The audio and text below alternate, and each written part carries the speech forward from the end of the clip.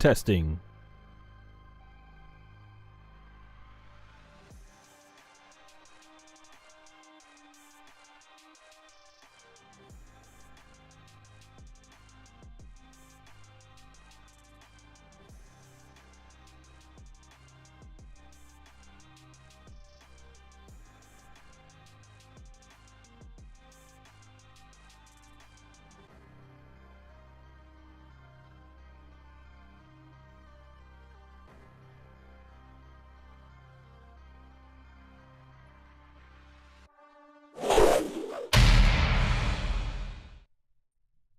Hey everybody, SonGoshuaku here, ready to rank WWE SummerSlam 2025 matches from least to best. Alright, so coming in at number 13, Seth Rollins versus CM Punk. Alright, so for those of you who have followed me on my original main channel, SonGoshuaku, and have migrated over here to my wrestling channel, you know that when it comes to these ranking matches that have cash-ins, well, because it's just one move and a pinfall, there's no other place for it on the list but the very bottom. Now, as I always like to say, in terms of moments, if we're looking at Seth Rollins' cash-in of CM Punk as just a standalone moment, man, this would be ranking high on the list. However, just like I said, it's basically a curb stomp and a 1, 2, 3, and that's it. And just to be fair, I cannot objectively look at all the other matches that we got and be like, this match with its one move and pinfall stole the show. I just can't. But yeah, it was really well executed. I've been hearing a lot of issues about, hey, this was really predictable, and people just feeling that, hey, this is it was too predictable. We saw it coming. Personally, I don't think predictability is a bad thing as long as it's executed well. And when I look at this, man, I gotta be honest, I thought this was absolutely executed well. The way that, you know, even just going back to like Saturday night's main event when you had the whole deal going on, I think it was about like LA Knight when he did the moonsault, and he looked like he landed on his feet fine, but nothing like bent in shape out of way. But you go over there and you see he's like really selling it, and they even put the camera angle on the audience, and there was a lot of, is it real, is it not, is it a work, is it a shoot? You didn't know. And I thought from that standpoint it was executed very well. Of course, a lot of us figured that, you know, with the way they were handling it, it's very odd compared to how they've handled other injuries that did turn out to be legit. So Seth Rollins coming on out there, basically, I thought it was good, and especially the way they did it, because after CM Punk wins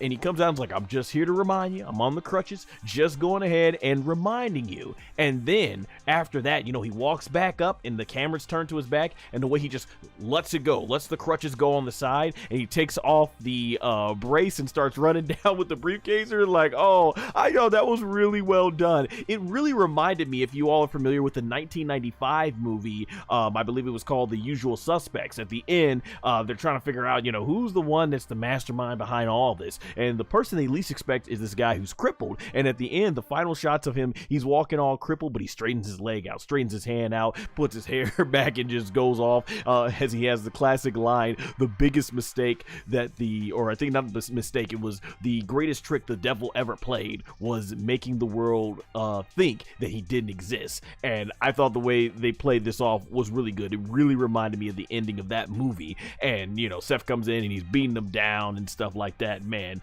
there's things where you're looking at it like, oh man, I'm thinking Braun Breaker or Bronson Reed was gonna come on out behind. I was like, oh, CM Punk, watch your back as a fan. But I guess he just wanted to really rely solely on the fact that he went through a huge war with the Ring General Gunther, and that's basically what he did, you know, beat him down with the briefcase, and the bell starts, you know. So overall, I thought the cash-in was well done. I thought it was an incredible moment, but ultimately, like I said, this list is for the matches, and I can't say that this match deserved any other spot on this list but the very bottom. But really awesome moment. All right. Oh, and thank you for joining the chat. Opalio Pal Scouter. Hey, thank you for joining. So that being said, we get to our number 12 entry, Sami Zayn versus Karrion Kross. So in terms of actual matches that actually went a certain length of time, yeah, this was a downer for me on this one. I love Karrion Kross and Sami Zayn as competitors in the ring, performers. Really am a fan of them all. Scarlett as well. It's just, this match to me, it's like, what did it accomplish really? What did this match accomplish? Like, they've had good matches. Of course, they've had like one pinfall apiece, but there was really just two endings that I was really looking for to make me really want to get invested into this match. One, does Karrion Kross go over and get a big win over one of WWE's top stars in Sami Zayn?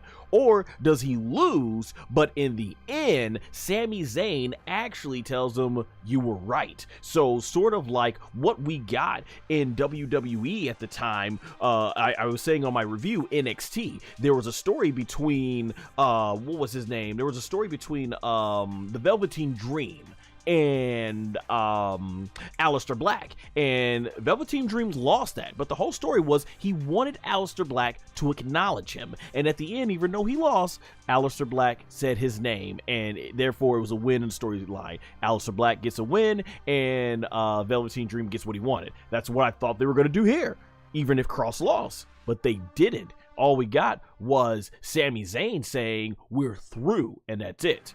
And it's like, well, this match was just booked as in no way to really try to capitalize off fans wanting Karrion Kross to win. And I recently did see on X a clip from the post show where the fans behind Triple H are clearly yelling, we want Kross, we want Kross, we want Kross. And Triple H turns around and goes like, you got him. You got Brock. And then he goes on. So it just shows you right there. There's just something there. WWE, whatever reason, they just did not value what Kross was bringing to the table when he organically got over. So there's been talks that him and Scarlett's contract is up this weekend. And man, what a shame.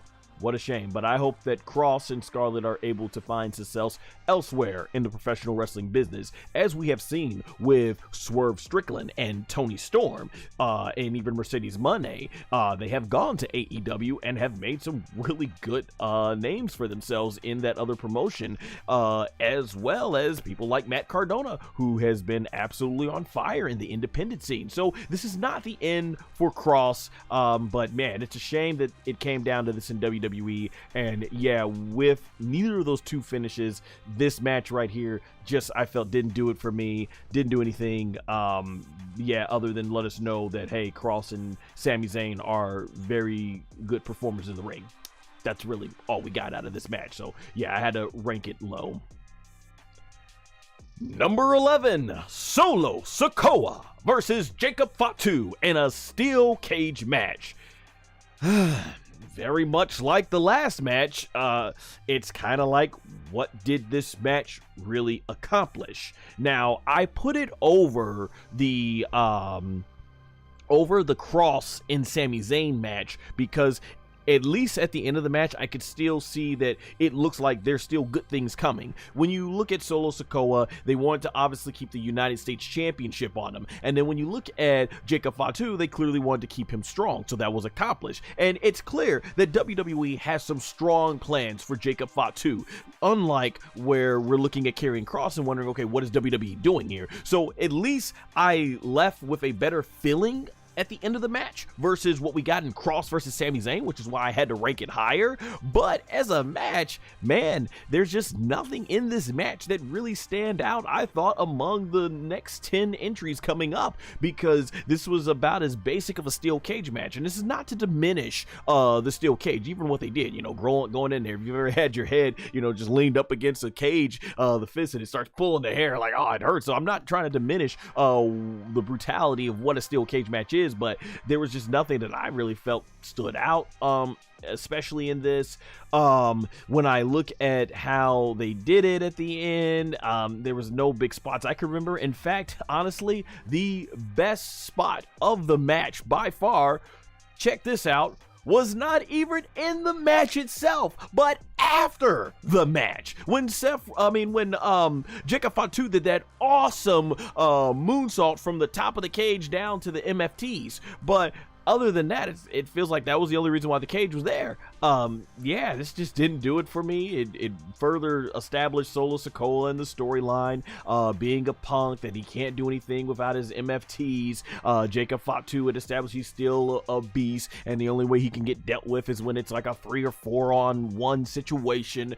And it's a shame too, because I very much like the last match. I like Solo Sikoa. I think he's been absolutely hilarious. He's really coming to his own, and I was saying that last year. You know, the way he does his sarcastic please, like when he's doing stuff like that and he's making fun of Jacob Fatu's tribute to the what was it, to the boogeyman. He's like, yeah, I think Solo Sikoa, he's been great. He's been really coming into his own.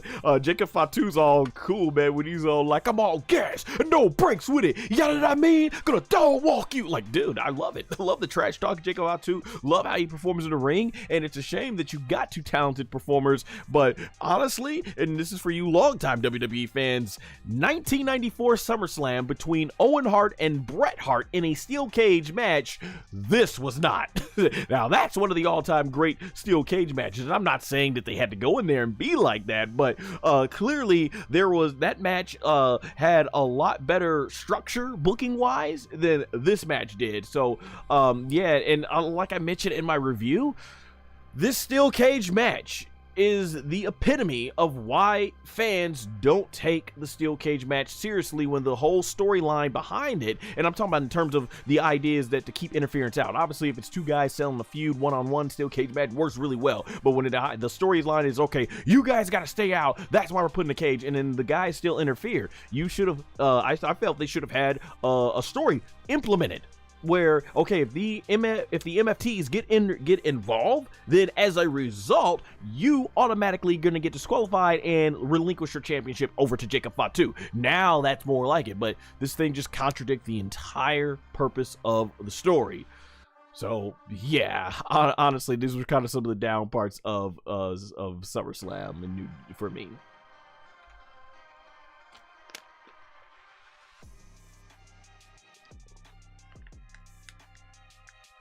All right, thanks over into the chat. We've got Weekend Things, Miru, and everything. Yeah, thank you all for joining the chat. Appreciate you coming by. All right, so now we get to the top 10 matches of WWE SummerSlam, and thankfully I could say the parts that left me feeling down about it, it starts getting good all the way from here. So, number 10, Tiffany Stratton versus Jade Cargill. So this match right here, I certainly thought basically outshined the weaker stuff on this card, and in terms of matches, obviously. But Jade Cargill and Tiffany Stratton, the thing about this match was, it was good. A lot of people were complaining that it was short, but I thought these ladies made the most. They maximized the time they were given, and I still thought it was a great display of athleticism for them. So the match worked really fine in that regard. Of course, it was shocking to see Jade Cargill lose in that manner. Like I said, this is the first time that Jade Cargill has lost a match 100% clean, in the sense of she's lost before, but there usually was pre-match shenanigans that made her go in with a kayfabe injury, which would then explain as a plot device for why she lost the match, or you would have someone interfering. But with no pre or in-match shenanigans, this is the first time you have a 100% healthy Jade Cargill coming into the match with another 100% healthy opponent, and they go at it, and in the end, the better woman just wins. So yeah, that was very interesting to see. But I figured this match could possibly go either way. I thought maybe they would give it to Jade Cargill, but I wouldn't be totally surprised if Tiffany Stratton did walk away, which she did, as the champion. And even the way this was laid out, like you see in that image that I'm using right there, how Jade got the jaded on Tiffany Stratton and pulled her so far back that Tiffany's foot hits the bottom rope. So thus Jade Cargill is the one who cost herself this match. Man, I did think the whole monkey flip spot off the top of the cage that Tiffany did to reverse the jaded mid air from the top rope was really cool. And I could understand them wanting to continue to push Tiffany Stratton because she has come a long way. And I saw some people saying things about they felt Jade Cargill is green and that she's not very good in the ring. I personally think Jade Cargill has come a long way since her matches in AEW. And so looking at this match here, I enjoyed it. I really did. I give props to both women. I did enjoy the match. It was short, but I didn't enjoy it as their previous matches. Like if you go back to Evolution, I thought Tiffany had a much better match with Trish Stratus, and I thought Jade Cargill had a much better match with Naomi. So overall, yeah, I did enjoy this match better than the Charlotte Flair Tiffany Stratton match at WrestleMania. So I'll give them that there. But yeah, I put it at about number 10 though.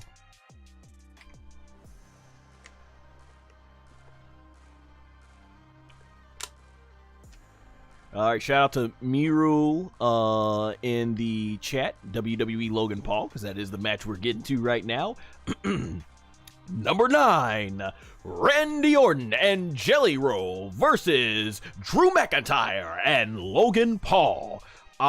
This match right here, when it came to the in-ring action of what Randy Orton, Drew McIntyre, and Logan Paul brought to the table, I thought the in-ring action was absolutely phenomenal. It's no reason why all three of these are some of WWE's most exciting performers to watch in the ring.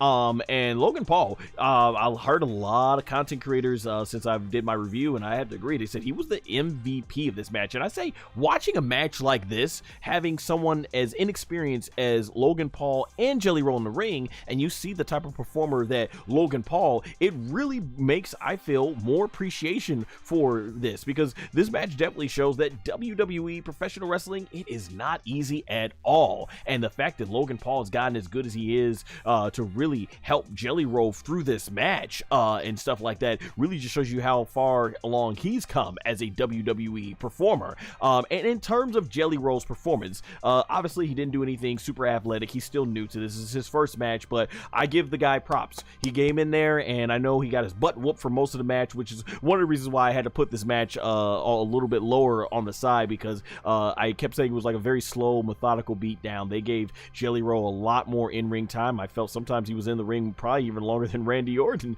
and stuff. But hey, I don't want to diminish. It takes a lot to get in there. It takes a lot of punishment to take that beat down and everything, those bumps, knowing how to still protect yourself and take that punishment. Shout out to Jelly Roll, as you see in the shot there, taking that big huge frog splash from Logan Paul through the table. There was just a couple of things where I noticed, like as mentioned right there, you can see in the screenshot where I was noticing that Jelly Roll was bracing himself, putting his arms over his abdomen, you know, to help protect himself from when Logan Paul comes crashing down. And you see with a lot of seasoned professional wrestlers, obviously they'll be out, and then as soon as the wrestlers in midair, then they brace themselves.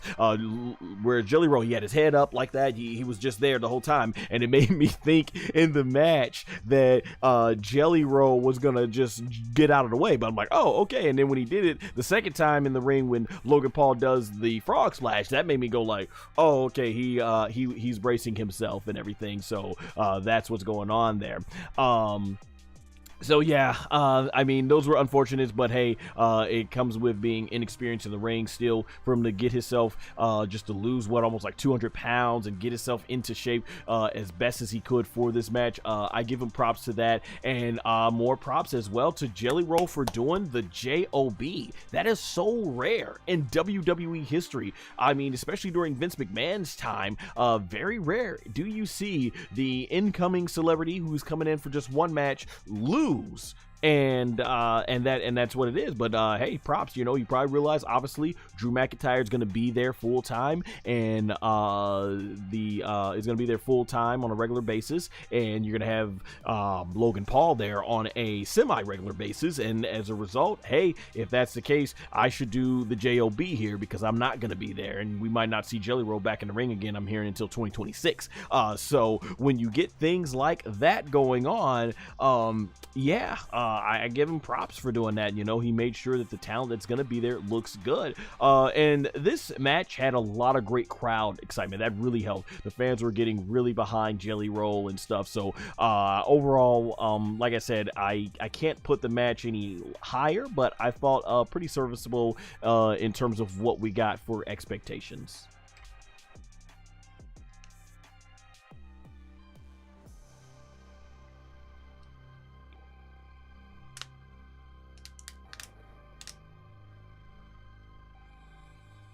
Hey, thank you guys for coming into the chat. I appreciate it. All right, number 8, Dominic Mysterio versus AJ Styles. All right, so I feel like definitely we're getting to the cream of the crop here, like the set of matches now that really I thought pretty much delivered here at SummerSlam, big time.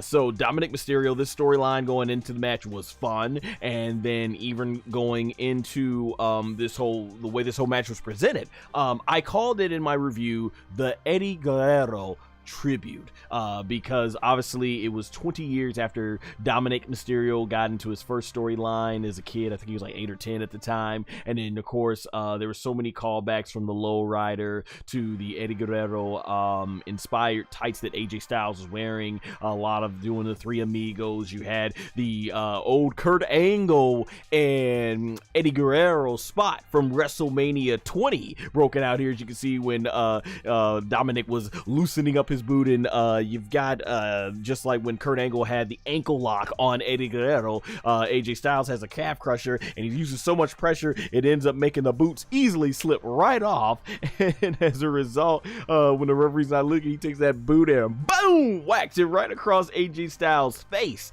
and he ends up picking up the win there. And I thought this was interesting. It's cool to see the crowd reaction. Fans were very much split between AJ and Dominic Mysterio, and then I was saying even too, I thought AJ's match with Dominic here was better than his match with Logan Paul at WrestleMania 41. So overall, that right there was a win-win. I really enjoyed the match. It was fun, and definitely a heartwarming tribute to one of the best to ever do it in the ring, the late great Eddie Guerrero.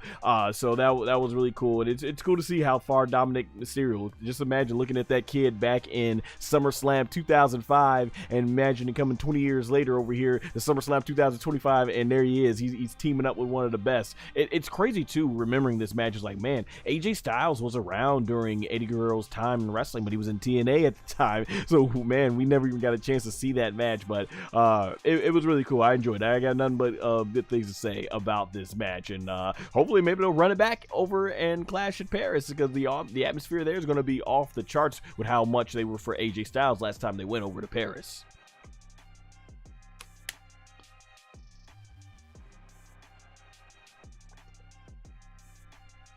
Number 7, Raquel Rodriguez and Roxanne Perez versus Charlotte Flair and Alexa Bliss for the WWE Women's Tag Team Championships.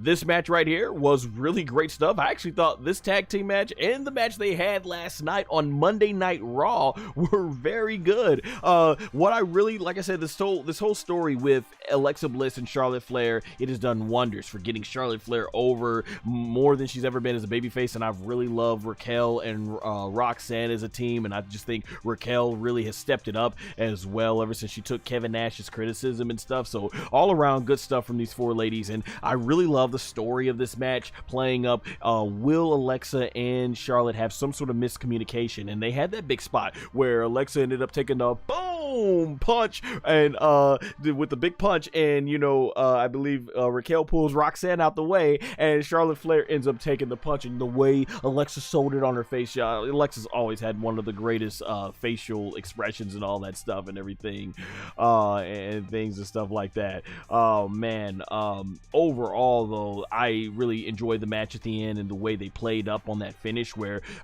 she's got her in the Sister Abigail DDT maneuver. Yeah, she hits her in the Sister Abigail, Alexa does to Roxanne. And the way they shot the camera angle, where in the background she turns her head and you see Charlotte Flair is looking over there and runs towards Alexa, but she goes past her and hits the big boot on Raquel, as you can see right there in the screenshot that I'm using. Man, fantastic stuff. And then of course Alexa puts her away with the Sister Abigail DDT, and thus Charlotte and Alexa, your new tag team champions. I think it was the right thing to do. It's really good. So really good, I think, for them as a tag team, and hopefully this is a strong tag team run. I don't know where Roxanne and Raquel, I could definitely see, I would love to see more from Raquel as a single star, for sure. So yeah, overall this was good. This is a fun match. I enjoyed it, and yeah, I think number 7 is about the right spot. I would put it on the list here.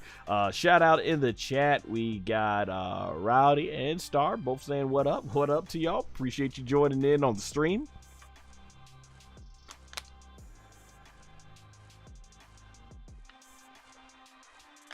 All right, number 6, Roman Reigns and Jey Uso versus Braun Breaker and Bronson Reed. Wow, first of all, let me just say it is crazy because ever since I started doing these ranking WWE shows, ranking WWE content, going back to even on my main channel before transitioning over here to my wrestling channel, very often, because of the Bloodline storyline, I have often acknowledged Roman Reigns matches as the number 1 match on the card. So it's crazy that, man, this didn't even make my top 5, but it barely got there, nearly got there. Compared to every other match we've talked about so far, Roman Reigns and Jey Uso versus Braun Breaker and Bronson Reed was hard hitting. So I mean, I still got nothing but praise match. Even though it didn't make my top 5, I still got praise for this match. It was hard hitting from the start. Bronson Reed, you know, with the tsunamis, and Braun Breaker, just a freakish athletic specimen. You know, the way he's jumping from the apron onto the ring, and then the way he runs to the announce table, the way he runs around the ring, and he does that big clothesline. Good stuff, man. And it was really just, I think, a really cool closure chapter to Roman Reigns and Jey Uso. I was there in Detroit at WWE SummerSlam 2023, and getting Roman Reigns and Jey Uso there to see how far they came from having this big blood feud over the bloodline to now they are back truly family in arms and stuff. That was cool seeing with the Ula Fala. Speaking of Falas, I thought it was hilarious that they're acknowledging Bronson Reed, who stole his shoes, saying that he's now got the Shua Fala. So I thought that was good. And yeah, he stole his sneakers even the next night on Raw too. So that was pretty funny. But overall, yeah, this match was hard hitting. A great opener, I thought, to kick things off on the first night, and really love the ending where Roman Reigns pushes Jey Uso out the way and takes the spear from Braun Breaker, and Jey Uso's the one who ends up taking advantage with the Uso Splash to pick up the 1-2-3. So in a sense, the thing is, I ranked this match around number 6 because I just felt that this did not have the big feel of one of those big time Roman Reigns matches we were getting so accustomed to, but it was still good. I really enjoyed it, so I still got nothing but praise for this match. Ultimately though, I don't know how big it's going to be remembered, you know, because I think the Usos and Sami and the whole redemption storyline they were trying to do last year when the Bloodline came back together for War Games might be a lot more remembered than this, but this is definitely a big moment for Jey Uso. But I feel like when it's all said and done, we really won't be looking back or thinking of this match as one of the all-time great Roman Reigns matches. And also, I think what's gonna probably hurt this match's legacy as well is that Bronson Reed and Braun Breaker, who were the young talents on the who were coming up, they lost this match. And obviously, yeah, things worked out with the way it ended with Seth Rollins, and they were all standing tall the following night on Monday Night Raw. But this match didn't really do much in terms of them. I mean, they look strong, but I just don't know ultimately how much this match will be remembered as that, for Jey Uso. It felt more like it's a fun match to put there. It was good. It was a good opening. Probably shout out to my boy Aaron Riff of NoDQ.com, who actually I'm gonna be on their NoDQ review later tonight. He said it was one of the greatest openers in SummerSlam, and I think I would agree. So it might get remembered for that. It was definitely a good opener, but overall, I just don't think there was enough here for me to really want to put it in that top 5 spot. But definitely overall great ending, and obviously where I rank it, one of the better matches of this entire SummerSlam weekend.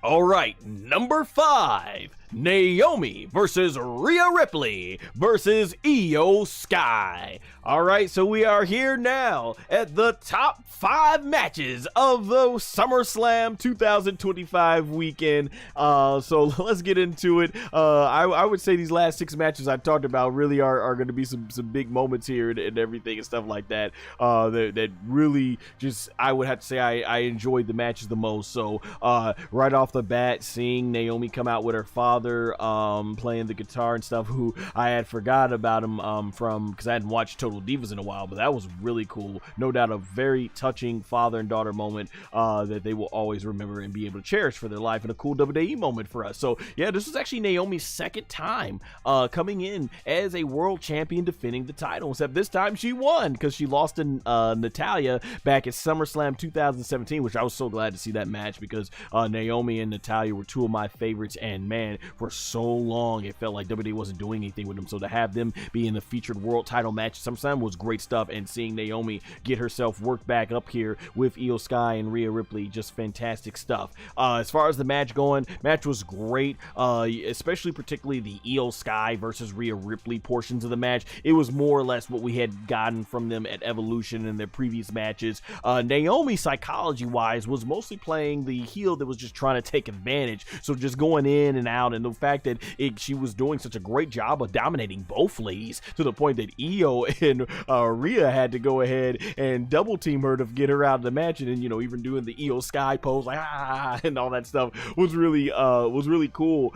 So yeah, I mean, you had 3 talented ladies in the ring. I did say this in my review, this match did not capture the same magic as when Io and Rhea faced Bianca Belair in a triple threat match earlier this year at WrestleMania 41. So the match didn't live up to that, I would say, but it was still a very good serviceable triple threat match, and it was more based on, because that match was all 3 women just swinging for the fences trying to go at it, whereas Naomi's more of the heel trying to just take advantage, while Io and Rhea are the ones concentrating on just trying to beat each other up and all that stuff, whereas Naomi was being more sneaky, and granted that's what happened in the end when Rhea had Io Sky beaten. I love that they kept playing up how Rhea Ripley, every single time she comes close, there's some sort of shenanigan that happens and it just prevents her, some sort of bad luck that prevents her from getting that women's championship. And here, when she finally had Io Sky beat and was about to finally pin her for the first time, 1, 2, 3,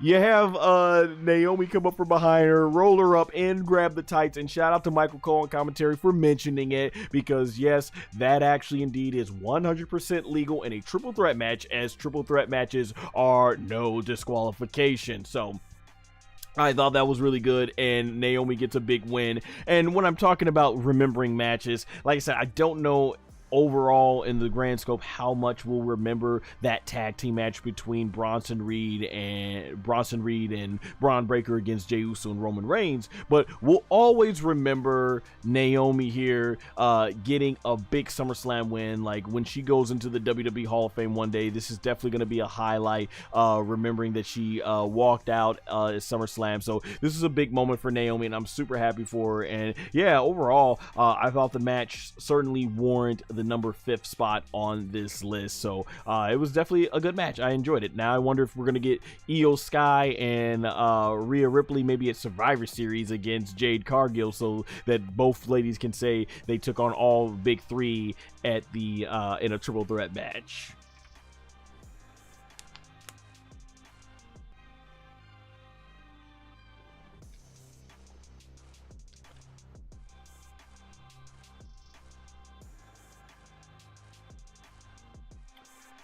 All right, number 4. Becky Lynch versus Lyra Valkyria for the WWE Women's Intercontinental Championship in a street fight, with the stipulation that if Lyra loses, she can never again challenge for the Women's Intercontinental Championship so as long as Becky Lynch is still champion.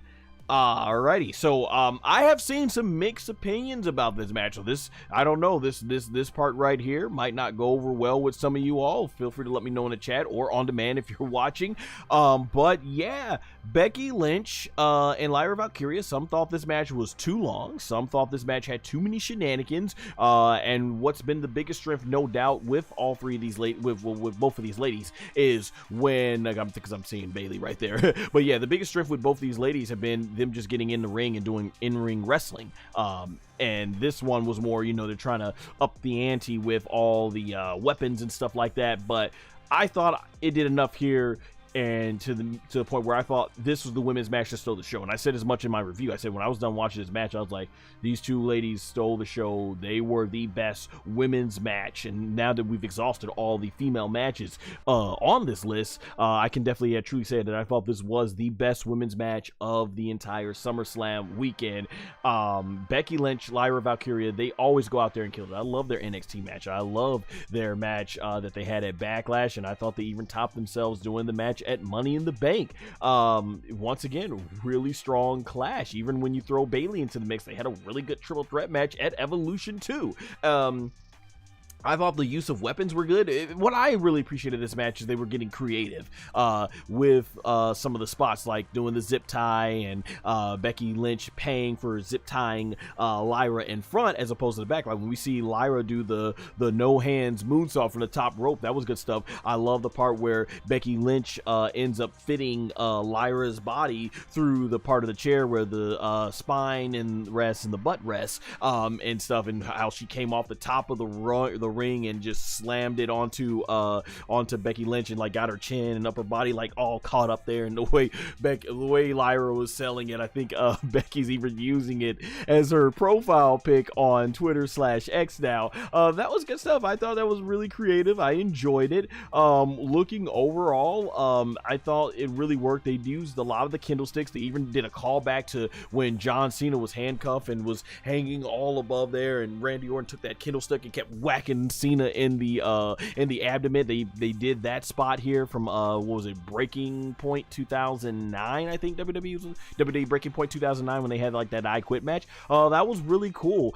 They were just, it felt like they were really going at it, trying to make a suitable finale with their match, and I respect the women's efforts. The match did go long. It was probably one of the longest matches on the show, but it didn't really bother me. I was invested from start to finish. And granted, I mean, the audience, I guess was down at some points and stuff, unfortunately, but overall their ring action, I think, in the story they were telling really helped me a lot in deciding that, yeah, this needs to rank very high on this list. And then Bailey's interference and how it causes Lyra at the end was good. Oh, I really love that spot too, where after Bailey gets sent flying over the barricade, they did that awesome shot where Becky was resting on the table, and out of frame nowhere, Lyra just comes through with a leg drop right on the back of her head through the table. Good stuff. Really love that. And like I said, I just love creative spots like that, and taking us the focus off of, hey, Lyra's recovering through this whole time. So I really loved it. And at the end, Becky Lynch gets the big win, and she's going to be the Intercontinental title. She got that big, huge reaction when she told Nikki Bella, who you had to know when Nikki Bella opened her mouth about husband, it was coming, and she says, her and her husband are the greatest wrestling couple, and hey, that used to belong to you, and and the fan goes like, oh, and she goes like, that's right, you can't see him anymore. And the crowd is going like, oh, that was one of the biggest reactions. So looking at if that's going to be more what we're getting with Becky Lynch as the Intercontinental Championship, and getting her featured and getting the Intercontinental title for the women's featured on the main on the main card is going to be very interesting. And I did like on Monday Night Raw how Lyra Valkyria's like, we're not friends, we're not enemies, we're just nothing, and I just want you out of my life. And I thought that was a really interesting take to go about it and stuff, where you're keeping both women sort of baby faces. So overall, I did like the aftermath to what the consequences of this match was. And hopefully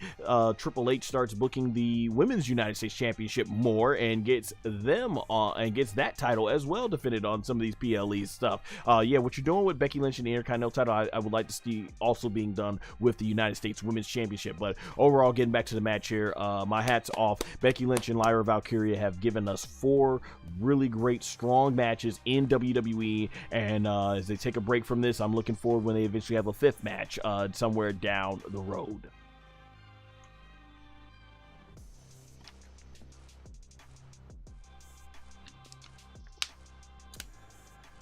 So Holly, I think is how you say it. Hey, what's up? Thanks for joining the chat. I really appreciate it. All right, there was a lot to keep up with this match. Our number 3 entry, the 6-pack TLC match. So basically, this match was the Wyatt Six, consisting of Dexter Lumis and Joe Gacy, versus DIY, consisting of Johnny Gargano and Tommaso Ciampa, versus the Street Profits, consisting of Montez Ford and Angelo Dawkins, versus Faxium, consisting of Axiom and Nathan Frazier, versus the Motor City Machine Guns, consisting of Alex Shelley and Chris Sabin, versus Andrade and Rey Fenix. Woo, that was a mouthful to say. I'm not going to recap all this, but this match was insane.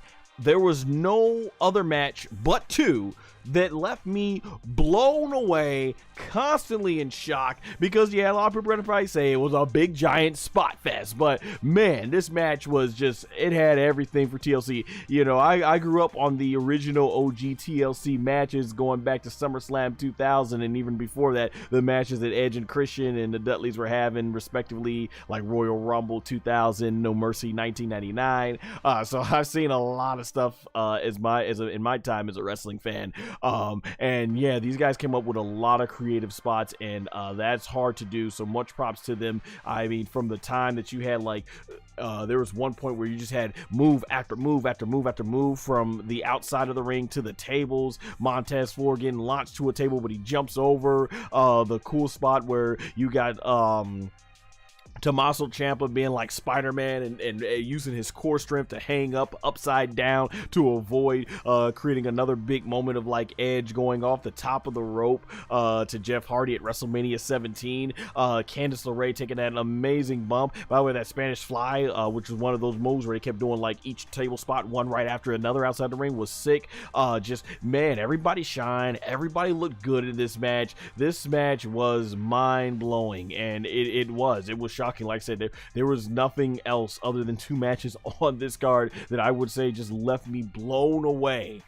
Amazing. And I think it's great that the athleticism was able to show that shows you how these matches have evolved and stuff. So I got nothing but praise for everybody in the match. The fans seemed disappointed at the Wyatt 6-1. I'm thinking maybe Andrade and Rey Fenix were going to pick up a big win, but I figured it's too soon to put the titles on the Wyatt Six and then have them drop the titles here. So they did. They won their matches, but yeah, watch this match. Incredible. It's gonna go down as one of the craziest and I think greatest TLC matches of all time. And the fact that I had to make it my top 3 entries tells you exactly just how much I thought of this match. It really, to me, outshine a lot of everything else that was on the card. And like I just said, the matches I got done talking about, they were strong matches, I thought. So it's not even a hit at those matches. It's just, man, this thing, I'm gonna remember this for a long time to come. So many highlights of this.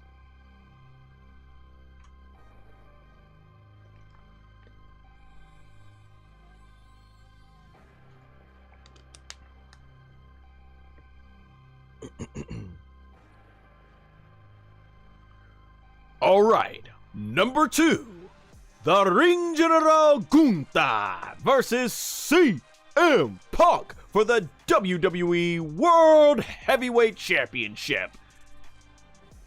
There was no other match. Like, this was, when night one was over, I put this as my #1 match, and I was curious to see on night two what would outdo it. And as you can see by its ranking, there was but only one match that I thought outdid this. But when looking at the entire weekend, Gunther and CM Punk, to me, was an A+ main event that outshined everything else on a match, like I said, that had some strong matches on this card. CM Punk, Gunther went out there and told a phenomenal story. The way Gunther beat down CM Punk with chop after chop after chop, man, they were, and then CM Punk would come back as well, and both were bleeding like from the chest. He had like Gunther bleeding from the chest, and CM Punk was taking a massive beat down in this, massive beat down. And man, CM Punk, the way he was fighting back and finding whatever way he could to overcome Gunther, and no matter what Gunther did, he just could not put this guy away. And the way it played into the finish, where Gunther just starts getting confident because he thinks he's got Punk right where he wants him, and CM Punk swoops him under his leg, swoops his leg, and he goes like face first into the table, which is where I think you got a blood job, a blade job, or a capsule. And you see over here CM Punk, basically, you know, that's where he started getting that big win, that big comeback and everything. And Gunther, the way the blood was coming down, he was like trying to back off, and he didn't know how to react, and he was freaking out because he's never seen his own blood. Was a great way to implement how Gunther has rarely, if ever, maybe his first time being busted open. And they were saying that messes with an athlete. This is a situation, a vulnerable situation he's never found himself in, and CM Punk took advantage of that and was able to get the GTS, and he's standing up, you know, the first time, and then he hits that second GTS. And when CM Punk got that pinfall, 1, 2, 3, got a huge reaction. I was running around in my living room. I was like, yes, yes, CM Punk, CM Punk. It was so great to see as a longtime CM Punk fan, because you know, growing up, even during the John Cena time as the face of the company, Batista and CM Punk, those were my guys. So man, it was just great, and it was emotional. As you can see, CM Punk crying right there. It was emotional because this is a guy that we thought this would never be possible. Imagine trying to explain to someone back in 2014 and 2014/2015 that this day would come about 10 years later or something like that. Man, you know, from everything he had with the bad blood, why he left, and to basically the whole way everything ended up for him at AEW, for him to come back, get injured, and then at SummerSlam 2024, like I said, steal the show there, and then having a phenomenal match and feud with Drew McIntyre, which I thought was feud of the year for 2024, 2024, and then for him to come back and finally main event WrestleMania, and then go on to win the World Championship here in the main event in SummerSlam 2025. This has been a really incredible year for CM Punk, a true redemption story, and what a great way, you know, as CM Punk can close out, you know, the ending of his career here in professional wrestling. WWE, he's having a really great run so far, and I've really enjoyed it. And man, he just went in there, being a great storyteller, great match. I love this match so much. Like I said, there's only one match that outdid it, but I thought it was great. And then obviously it ties into the whole finish with Seth Rollins, which was a great moment in itself. Like I said, I just had to put that match the lowest on the card because it is a match, yeah, but as a moment, man, this was great. And the way it just really followed suit with what happened with Drew McIntyre, how he got his moment, and he had it for like 5 minutes, and I think he had it even a little shorter. CM Punk had it shorter than even Drew McIntyre. So I thought this stuff was just great stuff all around. CM Punk and Gunther just went out there, and just Gunther's one of the best in WWE when it comes to being in the ring general, taking that ring mat very sacred, as he often says, and CM Punk showing what he can do here. I can't say enough good things about this match. Certainly my second favorite match. However, there is but only one match that outdid it.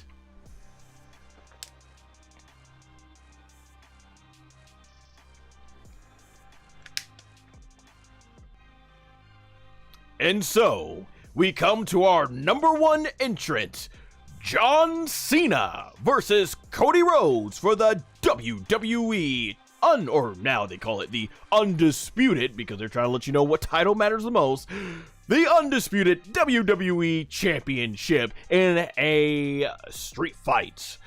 Alrighty, so man, when you thought, for me, thinking that CM Punk and Gunther probably couldn't be topped, man, these guys went out there and told an amazing story, an amazing back and forth adrenaline rushing contest. John Cena's performance here, this was the best in-ring John Cena performance in years. I'm talking going back to Royal Rumble 2017, where he defeated AJ Styles to win his 16th world title. It has been a long time since we've seen in-ring John Cena like this, or as JBL would call him, Big Match John.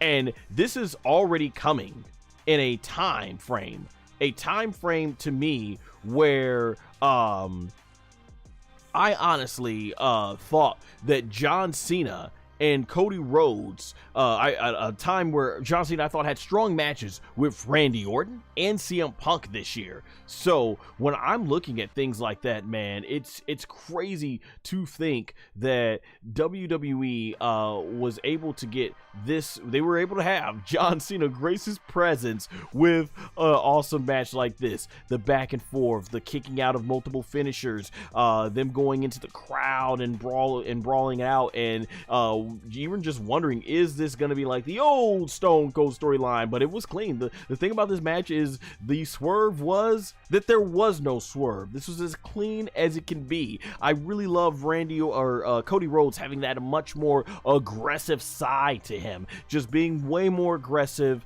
I really love that that he toned out the audience with that. John Cena even had the part where he picks up the championship and he's like, no, I'm going to go out the way I know I'm going to go out, the way that I'm going to be loyal to myself with the whole hustle, loyalty, respect. Doing the attitude adjustment from the top, from the Spanish announce table through the English announce table. And I really love that they had like parts where usually when John Cena or Cody Rhodes find their opponents on the receiving end of their opponents kicking out of their finishing moves, they did the classic finishers where John Cena hit multiple attitude adjustments and he goes up to the top rope and does the big attitude adjustment and Cody Rhodes kicks out. And then they did the part where Cody Rhodes hits 3 consecutive crossroads, which is enough to finish Roman Reigns off. And then we get to the part here where basically you have the thing is that Roman Reigns didn't kick out, but here John Cena did indeed kick out of that. It's like, oh, okay, so which way is this finishing? You know, which way is this gonna go? How's it gonna finish? And so that really, I think, really helped make the match, and that's why I didn't mind the multiple finishers kick out. And in the end, of course, Cody Rhodes does finally get that awesome moment where John Cena, he's on the bottom rope and he goes ahead and gives a salute to basically be like, yeah, I got to put you down, John Cena. And he hits that final crossroads and gets the 1-2-3 to win back the undisputed WWE Championship. And the moment at the end where John Cena gives the championship over to Cody Rhodes and they have that emotional embrace, and it's really good. They call it a passing of the torch moment, but really Cody Rhodes was already, if anything, Roman Reigns passed the torch to Cody Rhodes. But they like to do these moments because obviously Andre the Giant did it for Hulk Hogan back at WrestleMania 3, and then Hulk Hogan did the same thing for The Rock at WrestleMania 18, and then from there The Rock did the same thing for John Cena in that very same stadium, MetLife, at WrestleMania 29, and now all these years later, John Cena doing the same thing for Cody Rhodes at WrestleMania at SummerSlam 2025. Yeah, this is the match they should have had at WrestleMania. This match right here blew away their WrestleMania match, hands down. So much better. And I thought it was such a great back and forth. These guys went almost, 35-40 minutes or so, and I was invested the whole entire time. And yeah, it was such a awesome back and forth clash that easily I had to put this at number 1. It was the only thing that outdid the CM Punk Gunther match. And it made for SummerSlam ultimately between my 2 entries on this list. I thought SummerSlam overall, ended up being a B plus. It was a B plus show with 2 A plus main events, making for me what I thought overall a very good SummerSlam. I can't say enough good things about this main event. This is probably the best John Cena match we are probably gonna have on his tour. I'll be shocked if he's able to blow away with performances like this. I'm not sure how much his body can hold up doing a performance like this, but I'm glad he was able to do it and give us one of the all-time greats for this. And then when you get over here to the finish, Brock Lesnar comes out and takes out John Cena. And there you go from there. That was a huge shocking moment I didn't see coming, because like I said, I thought they were going to wait for this whole Janelle Grant, Vince McMahon lawsuit stuff to make their final decision on whether to bring Brock Lesnar back or not. But that was an incredible shocking moment, and I guess a lot of people ended up talking more about this. So that's why I wanted to remind people on this list with this #1 ranking, do not let the Brock Lesnar return distract you from how truly great and epic of a main event John Cena and Cody Rhodes had. That's going to go down as one of the greatest SummerSlam main events and greatest SummerSlam matches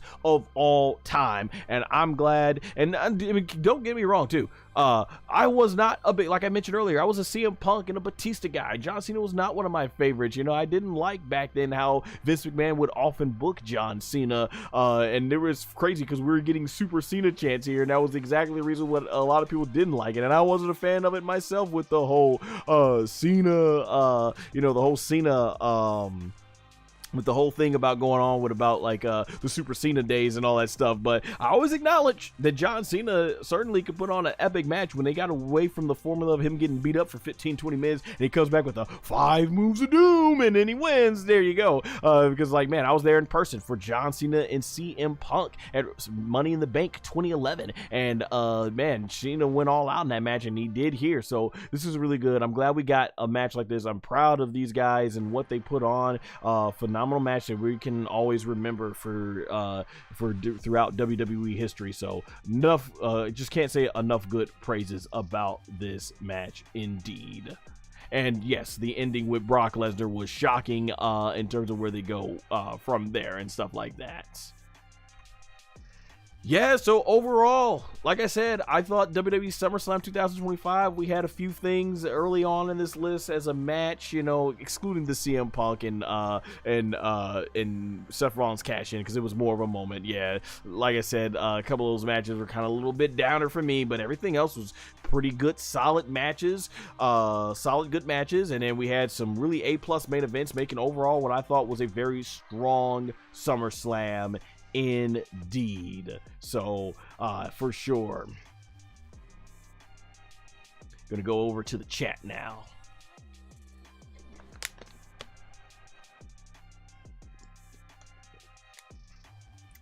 Oh, it says there was a major outage in terms of my caster, labs, which is what I use to see what chat's going on in both the vertical and horizontal chats. So not sure what's going on there with that and stuff. So let me see, make sure I didn't miss anything here. Malin says hi. Okay, I don't think I did. I don't think I missed anything here. So yeah, all right, so getting there. Malin says WWE or AEW. I like both products, but I do tend to enjoy WWE, especially now ever since Triple H took over. I tend to enjoy WWE more, just because to me WWE delivers a lot on the storyline. Like WWE and AEW both deliver strong matches, very strong matches, but I think WWE tends to edge them out more with the storylines. But props to AEW. AEW actually has, I feel, come a long way in terms of their storylines and where we were a year ago. So I really have enjoyed the AEW product in 2025 more so than what was going on with them in 2024. But I'm just, as a wrestling fan, I'm glad that we've got two major WWE companies. Not only is it better for the talent, they've got places to go, more places to go if one doesn't work out for them. As a fan, we've got more options, and that's always good for the professional wrestling business. So yeah, as a storyline guy, I do tend to think WWE is stronger with the storylines, and thus I enjoy the WWE product better. But AEW and WWE, when it comes to the in-ring action, man, both are strong. And like I said, AEW, to their credit, I think has been stepping it up in the storyline department. All right, we got Chip Osorio, sorry if I mispronounced that, says Brock Lesnar is back and I don't give a damn who is mad about it. Get over it. The beast is back, ready to go back hurting people. All right, he's happy that Brock Lesnar is back. And hey man, WWE gonna do what they gonna do. They said their legal team looked into the matter and crossed over it and basically said, hey, it's safe to bring him back. So that's what WWE did. Hey, WWE executives, they're a bunch of grown men and grown women who can make their own grown men and grown women decisions, and thus they're gonna do what they're gonna do. I am interested to see where they go with some of the Brock Lesnar matches. We got Jacob Fatu, Braun Breaker, that we can go. You know, you've got some of those explosive powerhouses that have been built up now.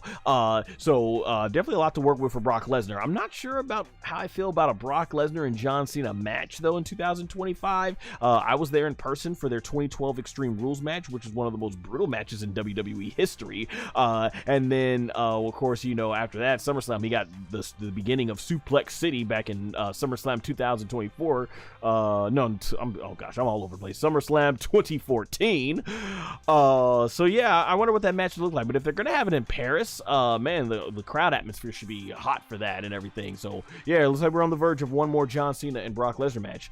He also says, it's impossible for me to be distracted. In my case, I have to be distracted because Brock Lesnar is one of my idols. So yeah, there you go. Chip is very happy to see Brock Lesnar back. Hey, Brock Lesnar, one of the all-time greats. Back when Stone Cold Steve Austin The Rock retired, Brock Lesnar was my guy. That 2002 to 2004 period that Brock Lesnar was around initially in WWE, he was my top favorite wrestler at the time. So in the void of my two all-time favorites then being retired / semi-retired, man, Brock Lesnar is incredible. And I mean, as a performer, there's no one like Brock Lesnar to be that size and be that agile, to have the legitimacy and just how fast of an athlete he is. Incredible. And I was saying, even coming back here at 48 years of age, the way he got in the ring and seeing how quickly he was able to dash in the ring and dodge John Cena's punches and goes for that knee and show off that strength of his with the F5, like, man, like, even though he's almost 50 years old, Brock Lesnar still an athletic freak, and it's crazy. So yeah, I mean, in terms of what he's done professional wrestling, my gosh, Brock Lesnar, yeah, one of the all-time greats for sure. Chip says, WWE and UFC, it doesn't matter. I wouldn't care if it was boxing. No one is safe with Brock Lesnar around. Plain and simple. Yeah, what he did in UFC as well. Brock Lesnar, absolutely. What he did in WWE and UFC. And he says, Manny Pacquiao is one of my idols too, and no one is safe in boxing either. I don't follow boxing that much, but I have heard of the name Manny Pacquiao, and that just shows you how big a deal he was in boxing. The fact that someone like me who doesn't follow boxing, even I know that name. So yeah, he definitely must have transcended boxing for sure. Yeah, Brock Lesnar in boxing, I'm not too sure. In UFC, he definitely, if you look at his matches with Cain Velasquez, he's certainly even with who was it that he choked out? Oh my gosh, I forget who's the fighter that Brock Lesnar fought. It's on the Shane Carwin. I don't know how I was about to look it up. I watched that match, that UFC fight live. Yeah, when Brock Lesnar came up against a superior striker, yeah, it really wasn't a good time in the ring for Brock Lesnar, but I would never diminish what he's done in UFC, because still to get in there, and he had a legitimate wrestling background. Man, he had a legitimate wrestling background, and he certainly used that to his advantage in UFC. I think, like Joe Rogan said, had Brock Lesnar really committed full time to UFC early and had got the camp needed to make him all around fighter, he could have been one of the greatest heavyweights of all time, and of course not dealing with the diverticulitis and stuff, unfortunately. But yeah, man, in terms of what he's accomplished in WWE and UFC, Brock Lesnar absolutely one of the best. A man, Zayn, says, how are you, bro? I'm good. I'm doing good. You know, I'm happy here to be. It's always a great time to wake up every morning and everything and stuff and continue to enjoy life. I'm happy to be interacting with you all here in the chat, talking some good pro wrestling. So, yeah, definitely, for sure. And thank you all for being engaging in the chat.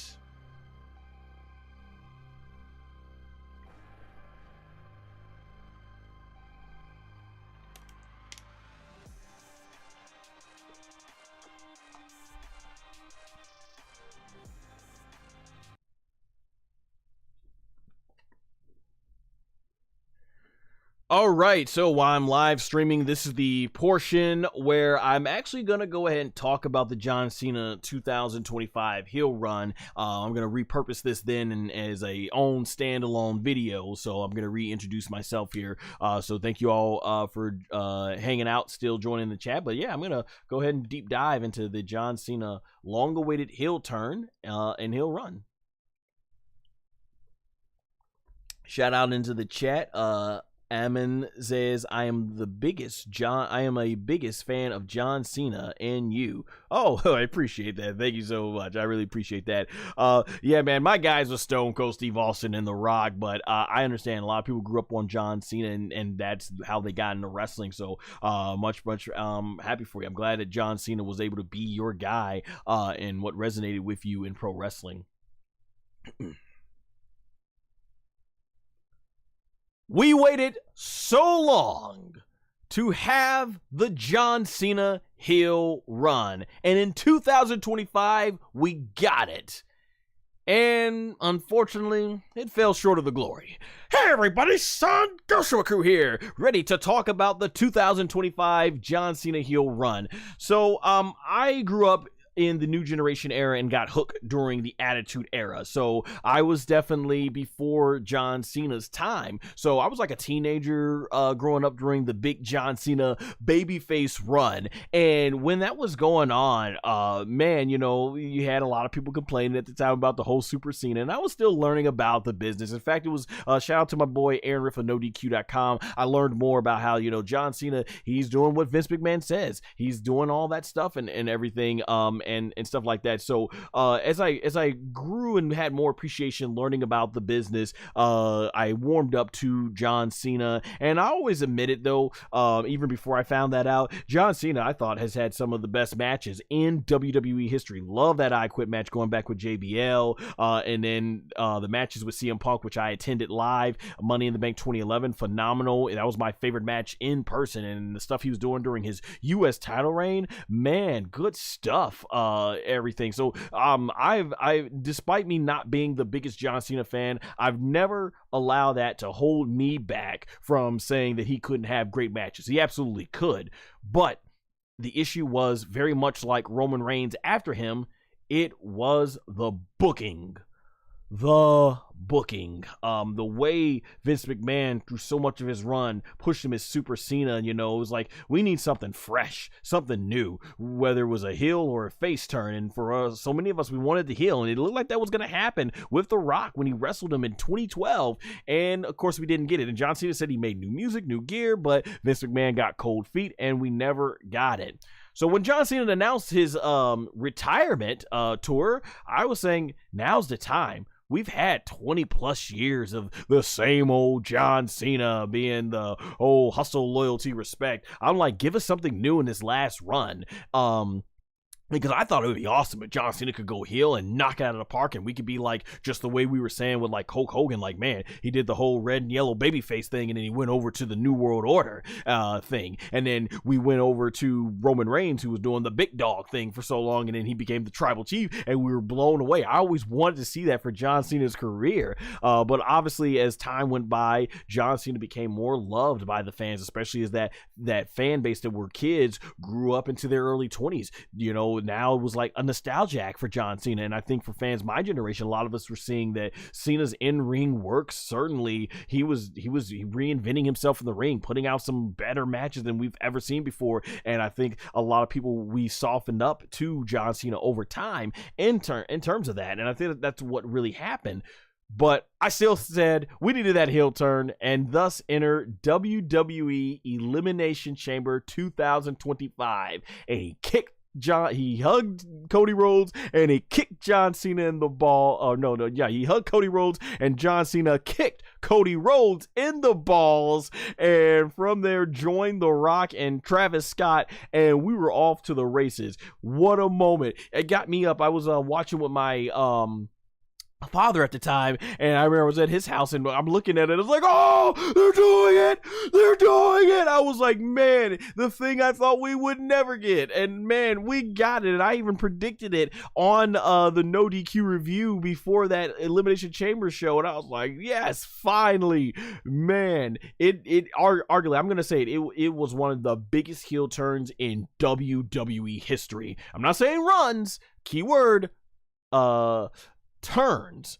In terms of heel turns, this has got to be up there. I'm talking, it's got to be up there with Roman Reigns heel turn. It's got to be up there with Hulk Hogan's heel turn. It's gonna go down as one of the greatest heel turns in WWE or professional wrestling history. And I emphasize once again, I'm talking about turns, not runs. And man, just looking at that site right there, we were off to the races like, holy crap, this WrestleMania build-up is going to be phenomenal. And then the run happens. 2 weeks without even saying anything after one of the biggest turns. Like, man, people knew about it. Like, I saw one of my best friends, she doesn't even watch wrestling, and I remember she was telling me that she even knew about it because one of her friends was telling her, because she's a big Kingdom Hearts fan, one of her friends was telling her, like, understand the significance of this. This is like, I think she said her friend was like Sora joining what's the dark, the dark shadowy things from Kingdom Hearts. I haven't played Kingdom Hearts in a while, but you all know what I'm thinking. I forget what they're called, and everything like that. But yeah, it was insane. People were talking about it. This was something that transcended wrestling, and I don't understand why they didn't even go as far as to record stuff with John Cena. I thought they should have recorded stuff with John Cena. The Heartless. Thank you, Brandon, in the chat for letting me know the Heartless. Yes, the Heartless from Kingdom Hearts and stuff like that. So they do this thing where John Cena doesn't record anything, and I'm like, you should have sit him down. You were at Elimination Chamber, and you start teasing something, video packages. But we get to London, and John Cena cuts that first initial promo, and I thought it was great. Him talking about how the fans turned their back on him and he was in an abusive relationship. I thought the first one was great. He didn't acknowledge The Rock. And I'm like, okay, they still got a few weeks left to go. He comes back the next week and he says more or less the same thing and still doesn't acknowledge The Rock. And we're like, okay, what's going on here? And him and Cody finally have their face off, and the promo he cut on Cody Rhodes was really good stuff. That was like kind of like going back to that savage side of John Cena. Him and Cody Rhodes, I thought, had a really good back and forth heading into WrestleMania, and we're still wondering, like, okay, is The Rock gonna show up? Travis Scott was gonna go on here, and I did like that John Cena worked a more methodical style than he usually did in his match with Cody Rhodes at WrestleMania 41. But you had Travis Scott take that long walk down to the ring, and a lot of people felt it just killed it. And you have WWE actively having their talent now bury that moment, and Travis Scott almost in their appearances. And we get to John Cena doing the low blow and the belt, and he wins his 17th title, and the fans are going crazy. It's hard for the fans to boo John Cena because at this point they're like, you know what? We don't care if he's babyface or heel. John Cena it's the last time to see John Cena. So yeah, that's what a lot of people were saying, that this came too late. They should have did it back in 2012 when fans were still actively booing John Cena. And we got No Rock and Travis, and now that we've gotten more stuff out, and I haven't seen the Unreal series as of August 5th, 2025, when I'm live streaming this. I haven't seen Unreal yet, so I'm not sure how much they go into detail about it in the Unreal series, so I'll check it out eventually. But I still say what I said. The moment they knew The Rock was not going to be able to commit to this, I don't blame them for bringing The Rock in and utilizing him when you can, but a simple idea of John Cena saying even you don't get The Rock because you don't deserve The Rock, and saying The Rock's not going to be a part about it. It's going to be me. You should have been very clear to the audience right from the start, but they weren't. It's like they were just waiting out to see, is The Rock going to show up? And then they get to WrestleMania, he's not going to show up, but we'll still send Travis Scott out there. So that whole thing was a mess in how they handled it. Like I said, I don't mind The Rock being a part of the heel turn, but they should have put, they owed it to the fans. WWE owed it to the fans to put some sort of explanation in the storyline right off the bat that The Rock wasn't going to be a part of this, just so you don't temper with expectations of fans going in like, are we going to see The Rock? Are we going to see The Rock? So yeah, you had that. But yeah, John Cena, he then goes into a feud with Randy Orton, and this is where I think some of the issues are coming in, the promos.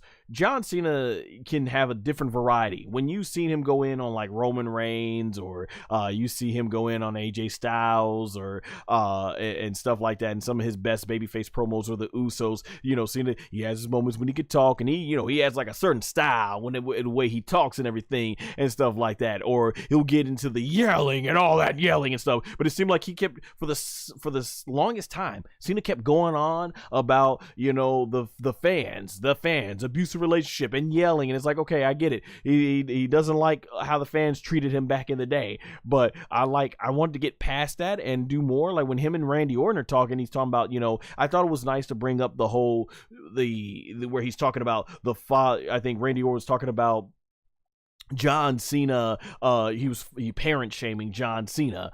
That was interesting, see Randy Orton in a different dynamic as the babyface, Cena as the heel. But this is where I wanted to see Cena become more cocky and more arrogant, and him go in more talking about how Randy Orton, he said Randy Orton does the bare minimum, but I would have loved to see him talking about how I always beat you and I was always better, and just see John Cena take on a more arrogant, cocky persona. Instead, it was just what you see there in the image that I used for this. It was just stone-faced Cena talking about, you people, you abuse me in this relationship, and I wanted to see more of that. But match-wise, I thought Randy Orton and John Cena absolutely killed it. I thought they had a great match. One of the best Randy Orton-John Cena matches we've seen. So I really did enjoy the match at Backlash, and the crowd atmosphere was insane. Also, I got to admit here, this was a really awesome part of the heel turn.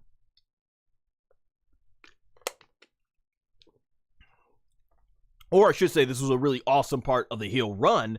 I love the whole introduction where in the presentation, I did enjoy like them doing the backdrop where it's all black, the simple white text, and Cena would always point to you, come over here and do the announcement right, where they would say, ladies and gentlemen, please welcome the greatest of all time, the never seen 17, gracing insert city here with his presence for the final time, the last real champion, John Cena! I love that introduction. I was trying to sing along with it and everything. I ended up transcribing it right here into my notes because I wanted to make sure I didn't forget any part of it. I am going to miss that. That was awesome. Another thing, he didn't do different music and he didn't do different attire. And the thing about the music was, for me, with that was, I wanted to hear what was that track he completed. Why not use that track that he completed in 2012 if it was completed? So I was like, what's up with that? And then coming out to no new gear, and I get it. That's what made us want to boo them when he said in the promo, you do not get new music, you do not get new attire, you get nothing, because that is what you have earned, is nothing. So yeah, okay, it is what it is. Alrighty, okay. Yeah, it makes us boo and everything, but I say I don't care. Hulk Hogan came out in the black and white and the NWO, and hey, yeah, he was seen as the cool heel, but whatever. We still remember it to this day. Roman Reigns changed up his gear, his music, his gear. He got in the best shape of his life and started taking the shirt off. And then he had, the new sneakers and the different color wrists and handband that he would glove that he would wear and stuff. And you know what, even though fans were cheering for him and all that stuff, it's still memorable. So I don't care if the fans would have cheered anyway. I would have loved to seen new gear and hear that 2012 theme that John made and stuff like that. But overall, I will give him credit. The entrance was sick. I love the entrance and the way he would come out not running, and then the way he would sit to the ring apron with his back turned against the camera with the championship facing backwards. Like, I loved it. The entrance was good. I'm going to miss it, and it did grow on me. The act did grow on me on in terms of that. And then we transitioned, I think, from there after Backlash. It was the whole R-Truth stuff and everything that they did on Saturday night's main event. And once again, this is where the heel turn was running. A lot of people were saying, including Aaron Riff of NoDQ.com, John Cena should have certainly did a brutal, vicious beatdown. I'm talking about like when Stone Cold Steve Austin was heel, he brutalized Jim Ross and Michael Cole and what was it, Hardy Boys and Lita. That type of thing that they did is what they should have had John Cena. If he would have beaten viciously beaten down R-Truth, maybe if they would have agreed to do some color and stuff and everything, that probably would have got a lot of heat, because people loved R-Truth, and they kind of had like a match that didn't do anything. Like, they just had R-Truth come out as John Cena and do some cosplay moves, and then John Cena put him away on Saturday night's main event. It's like, yeah, once again, and I think that was the issue.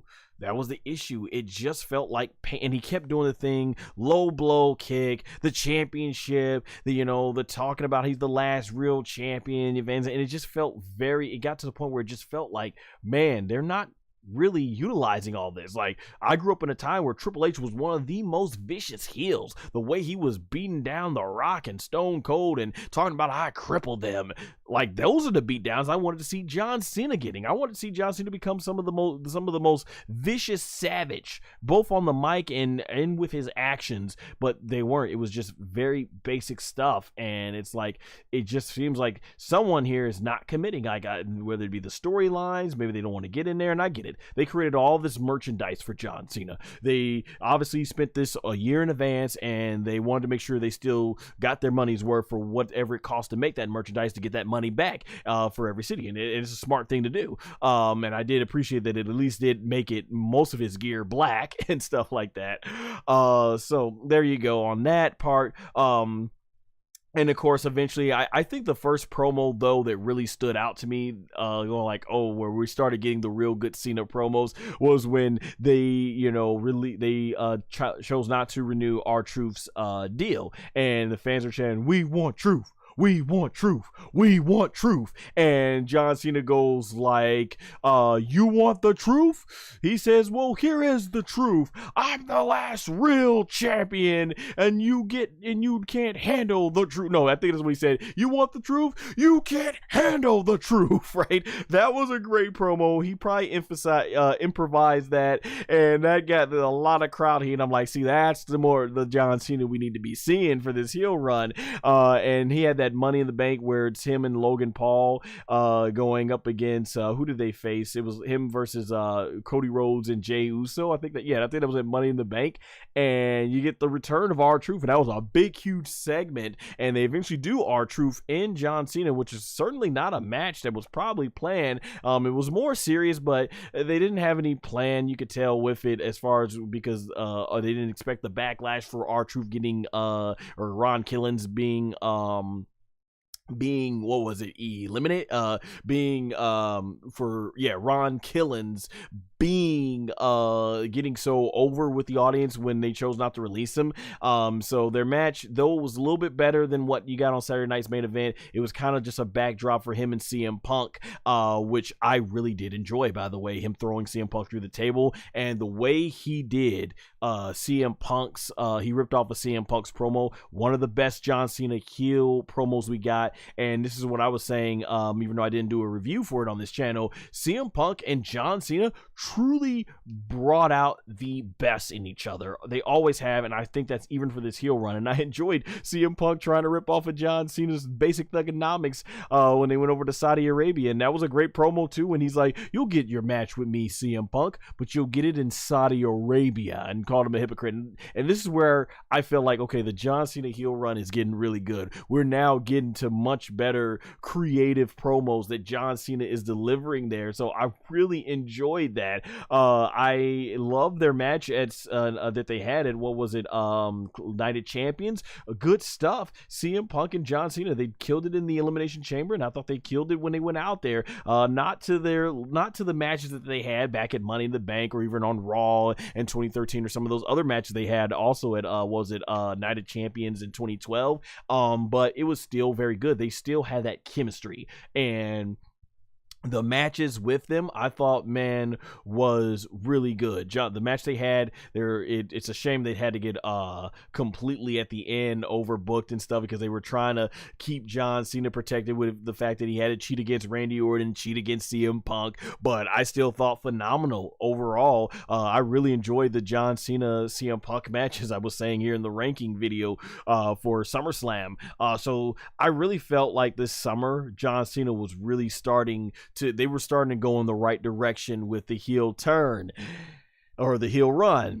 And then of course, we had Cody Rhodes come back, and John Cena's, I can't go ahead and do this match. I can't do it, and stuff like that. And then he knocks out, Cody Rhodes knocks out John Cena, and then forges his signature. And we get the really good promo when John Cena comes back and basically says that, I guess this was finally our official reason behind The Rock and Travis Scott, because he says to Cody Rhodes is that you woke me up from who I am, and woke me up to be who I truly am, and it's not coming out here basically doing this and not acting like myself because I was talked in about how it would be shocking TV from people who eventually would end up abandoning me, talking about basically how The Rock and Travis Scott abandoned him after that. And I guess that was our official thing, and they could have just said that from the start or something like that. But yeah, but it was a great promo as far as him going back into babyface. The only thing about that is that John Cena, they were even teasing it like he was still, going out and basically just holding the title up regularly like he was, and still coming out with the black screen and the light. So I was like, okay, this is going to be like the old Stone Cold. But sure enough, he came in during his match with Cody Rhodes at SummerSlam 2025, SummerSlam 2025, and he went back to the babyface entrance. At first, they made it look like it was going to be the heel Cena entrance, and he went back into the full throttle babyface entrance, getting all energetic and running down. And they had an amazing match. And at the end, John Cena, he didn't decide to use the title, and he embraced Cody Rhodes and really put him over as, he is the guy. He is the face of WWE now. And with Brock Lesnar's return, they firmly established that it's going to be heel Brock Lesnar against babyface John Cena, and thus the John Cena heel turn has come to an end. So how will we look back on this heel run? Will we look back on it kindly? I see somebody in the chat right now. Chip says NWO Hulk Hogan and John Cena was really boring. So wow, I think a lot of people would definitely disagree with you on NWO Hulk Hogan, or that maybe it did eventually get to that point. But essentially what you said about John Cena was really boring. That's what a lot of people, they felt the heel turn just wasn't doing it. They felt it wasn't. I personally, and shout out to Notorious Heels podcast, I thought they made a great point where they were saying that they think when the dust is settled and John Cena's heel run, he feels like people are going to look back on this probably a year from now in 2026 and be like, man, we should have appreciated the John Cena heel run more than what we did. Well, you know what? I'm glad to say that I am appreciating it, because it didn't live up to what I was hoping.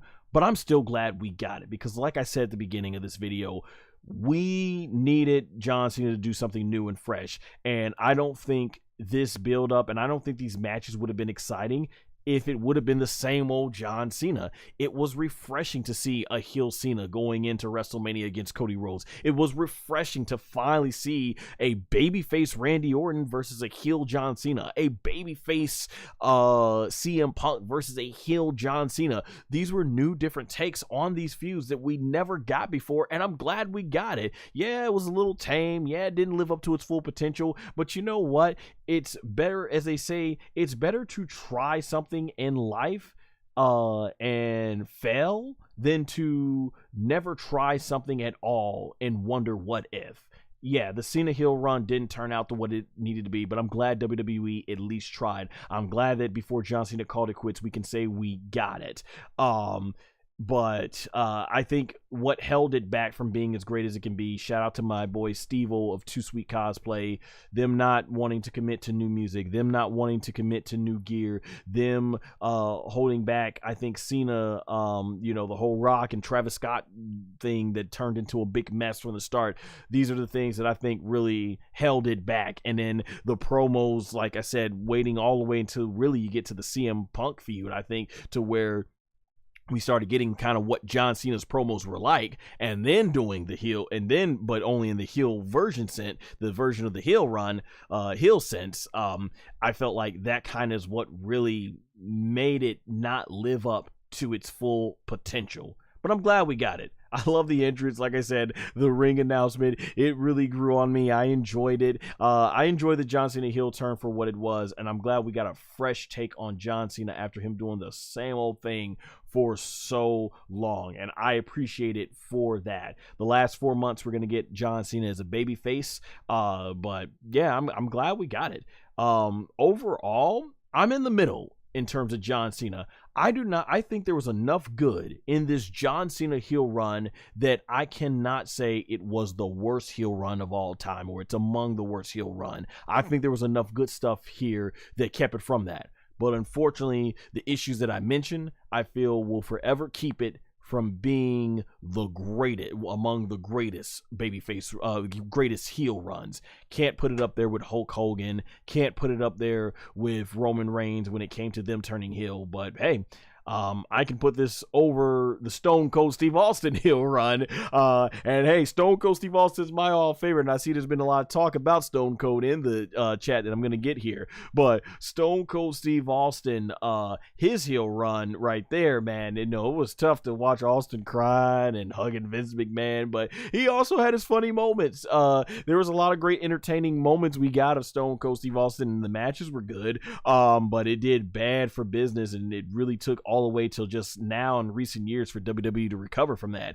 WWE's in such a good place business-wise that the John Cena heel turn obviously didn't do bad business. I mean, look, they sold a ton of that merchandise, and that's always what John Cena's done. Sold a ton of merchandise for WWE. So, yeah, at the end of the day, I'm thankful we got it.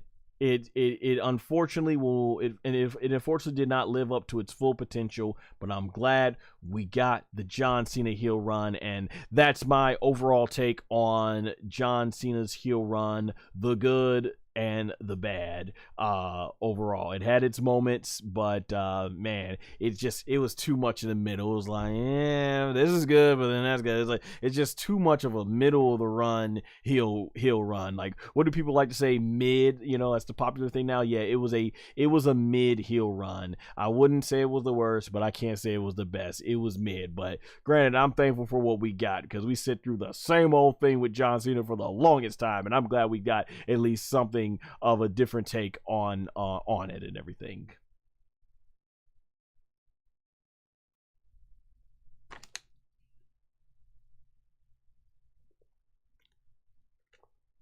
All right, let's go back to the chat here and see what everyone else had to say here. What we had here. All right. Man says, do you watch do you watch Brock Lesnar versus John Cena? So I don't know if you're asking if I watch or do I want John Cena. I mentioned earlier on the stream, I'm not sure what this match looks like in 2025 because I don't think it's going to go as brutal as their Extremes 2012 match, and I don't know if we want to see a repeat of the Suplex City match from SummerSlam 2014, but overall I did enjoy Brock Lesnar and John Cena's matches, especially going back to Backlash 2003. So yeah, I mean, I'm looking forward to seeing it. I think the crowd atmosphere, as mentioned earlier, will do good for it in Paris. Let's see. JB Bad says it was a sad time in wrestling for us older fans, as being fans. I don't know if you're meaning the John Cena, as far as older fans, or, well, I mean, I guess technically if you're like the younger generation and that grew up watching John Cena, then yeah, I could see that. I mean, I felt that way with Stone Cold's heel run. It was definitely a sad time for everybody, and stuff like that. But yeah, like I said, I'm glad it happened though, at least. I would have rather it happened than not happen at all, for us to sit here and wonder if. I'm glad that John Cena's heel turn is no longer one of pro wrestling's biggest what if. It doesn't go down to be one of pro wrestling's biggest what if stories. More so now a what if story if they use it to its full potential. So it's a what if story in the sense of we're no longer wondering about what if it happened. We're now wondering what if they went full throttle with it. Chip says Stone Cold Steve Austin is one of my idols too, but Stone Cold Steve Austin is not in the ring. So all I have left is my other two ring idols, Brock Lesnar and Manny Pacquiao. I miss Stone Cold. Stone Cold Steve Austin, man, I was so glad when he came back at WrestleMania 28, and I'm hoping that we still get that match with CM Punk before Stone Cold fully 100% calls it a day, and everything. But yeah, I got you. That's cool. Brock Lesnar and Manny Pacquiao, your guys. Like I said, when Austin and The Rock retired / semi-retired in that 2003-2004 period, Brock Lesnar was my guy, so I could totally understand where you're coming from there. A man says, did you see Goldberg's match? His last match? Yes, I did. And actually, I got a video on my channel giving my thoughts on Goldberg's last match, so I would highly recommend check it out there on my channel if you want thoughts and stuff. Yeah, I grew up a big Goldberg fan in my childhood, and even though I wasn't a fan of his recent booking a lot of times, the way WWE would book him, I never wanted to hold that from Goldberg being one of the biggest stars of the Monday Night War era and stuff like that. Let's see here. Chip says Stone Cold Steve Austin was a real badass. I miss him. I wish he was still in the ring. Yeah, I wish we did get more longer with Stone Cold Steve Austin, but man, you know, after hearing what happened with Hulk Hogan's back, and from him landing on his butt so much time, maybe it was a blessing in disguise for Stone Cold, because had he wrestled like 20 more years landing on his butt from that Stone Cold Stunner, who knows what his lower back probably would have looked like, and he already had back and neck issues to begin with. But yeah, you know, I think though, even though Stone Cold Steve Austin had a shortened career, the mere fact that he has remained to be one of the all-time greats and as popular as he is, and if they still would be willing to build a WrestleMania main event around him, both in 2022 and even now, maybe 2026, as he said he would be open to doing another match. I think that going into something like that, hey man, that's a testament for just how much Stone Cold Steve Austin has meant. He personally means a lot to me as a pro wrestling fan, because Stone Cold Steve Austin is what got me hooked and made me a lifelong professional wrestling. So definitely my all-time favorite. Arjun says, hi, thanks for joining the stream, really appreciate it. Chip says, if Stone Cold Steve Austin was still in wrestling, everybody's title would be in Stone Cold's lap. Like Stone Cold would say, I can beat anyone's ass in the world. Yeah, there was no one like Stone Cold Steve Austin on the microphone, man. Oh man, gosh, Stone Cold Steve Austin, one of my all-time favorite, definitely bringing back great memories for me and all that stuff. A man says, do you miss Dean Ambrose? I have enjoyed his work in AEW as Jon Moxley. I think AEW has booked him better than mostly what he was doing in WWE. This Death Rider storyline was like that wasn't doing it for me. But overall, just being more serious, I've really enjoyed his work in AEW more. But would it be great to see him return to WWE as Dean Ambrose and see how he's booked under Triple H? I think Triple H would definitely certainly give him a lot more bigger respect, and I could eventually see him one time maybe teaming up or going against Roman and Seth Rollins. But I definitely think he'll be back for a WWE Hall of Fame induction and stuff like that. But yeah, I have enjoyed him more as Jon Moxley in AEW than him as Dean Ambrose in WWE, especially when you look at some of the goofy comedy stuff they had him doing, whether it was as a babyface or a heel and stuff. Ash Perez says, hey man, Today Life is Fighting is available now, aka the memoir of Karrion Kross. Yeah, WWE is heavily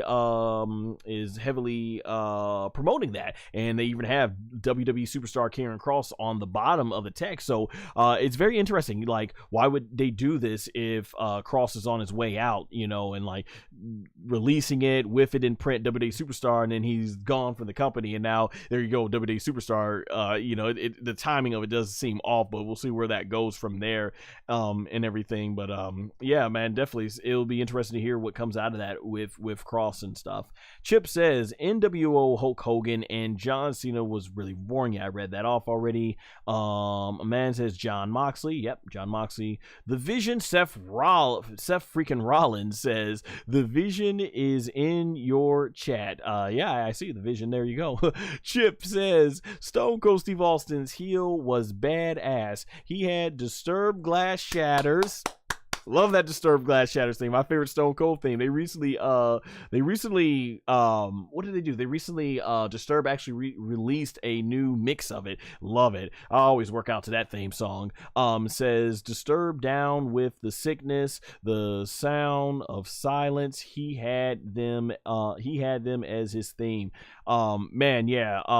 Stone Cold, I still was a big fan of Stone Cold. I was still a loyal fan. Like, I love the old Stone Cold, but yeah, man, I was still a Stone Cold Steve Austin fan thick and through. That was the point where I learned at a very young age that if I love a wrestler, whether they're face or heel, I'm still going to be definitely supporting them in terms of WWE and professional wrestling. Because yeah, Stone Cold heel turn, it had its moments. Like I said, that stuff was funny that he was doing. You know, he's like, "Kumbaya, my lord, kumbaya," or when Undertaker had threw him through the glass and he's like, "I got glass in my eye, Vince, where are you? I didn't do nothing to that man. He's attacked me. I'm Stone Cold. I don't deserve this." Like, that was something. Like when he had Kurt Angle, he said, "Go ahead, Kurt. I want you to cry for me, Kurt." And they kept replaying it in the video package. "Cry for me, Kurt. Cry for me, Kurt." And he said, "Well, if you ain't gonna cry for me," and me says, "that means these gold medals don't mean a damn thing to you." And he holds up, "The world title means everything to me." And he throws it and chucks it into the water. Though it was really hard when Stone Cold was crying. He's like, "I'm sorry, Kurt." And Austin's like, Kurt Angle's like, "You are pathetic," and pushes him into the kiddie pool. But the way Austin was mad, like, "I've been humiliated," he said, "You will not embarrass Stone Cold Steve Austin." And he pushes Kurt Angle off the stage. Man, yeah, I mean, heel Stone Cold still had its moments for sure, but it's not what people want to see in the business, and the business reflects that. But yeah, man, Stone Cold Steve Austin, I still did get my enjoyment moments out of the heel. Nothing he did as a heel to me surpassed what he did as babyface Stone Cold. If Austin was really a true babyface, he was the anti-hero. Anti-hero Stone Cold still surpassed heel Stone Cold. But yeah, man, that takes me back, definitely. Chip says Stone Cold said in since you want to chat Rocky, I got something to say about that too. Rocky, The Rock, yeah, or Rocky. I love the Rocky movies and The Rock, but yeah, man, Austin and Rock were definitely two of the best. I said in my my video live stream that I did with the Man 0001, where we ranked the WrestleMania trilogies, and we were saying during that WrestleMania 15 build up, man, Austin and Rock had probably some of the best back and forth when The Rock's like, "The Rock is gonna go down Know Your Role Boulevard, check in to the SmackDown Hotel, and lay the SmackDown on your mucky ass." And Stone Cold says, "Jesus Christ, son," he says, "you need to get your ass serious for WrestleMania, because what old Stone Cold's gonna do is roll down Know Your Role Boulevard, check into the SmackDown Hotel, go into room 316, and burn the son of a bitch to the ground." I'm paraphrasing there. I probably got the words a little bit mixed up, but man, that was some great back and forth. And that's what I really always respected about Stone Cold and The Rock, is they didn't have to really rely on work shoot promos in terms of like, bringing up hot things about their real lives. They were very much fictional characters telling a fictional story, and the only thing that was really shoot about that was that they both did want to be the top guys, but you saw that through them the way they projected their fictional characters in this fictional storyline, and man, it just made you believe. And I really love that. Austin Rock, two of the all-time greats. Like I said, it's what made me a lifelong professional wrestling fan.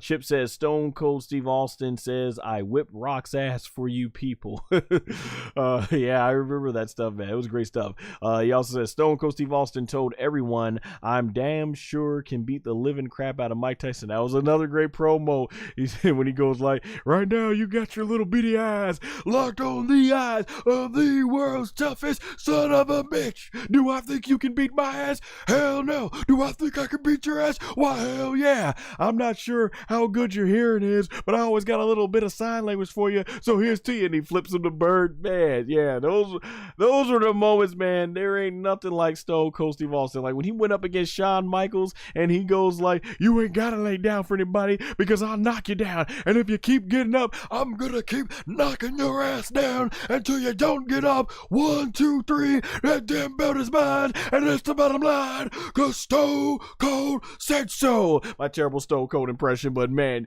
dude, those were the times. Woo, the Attitude Era, man. I was a kid at that moment. Those were some fun times. Nothing like it ever since then, but I am glad the way professional wrestling has still evolved to where it is today, man. So, hey, thanks, Chip, for bringing us so many great Stone Cold classic moments. Got me feeling nostalgic, and thank you all so much for joining me overall in the chat and everything. It is afternoon, so didn't do quite as much. 792 viewers in the vertical chat, 44 viewers, but this is not nighttime. Like I said, I'm going to be on the No DQ review coming up in a little over an hour and everything. But yeah, thank you all so much for joining me here in the chat.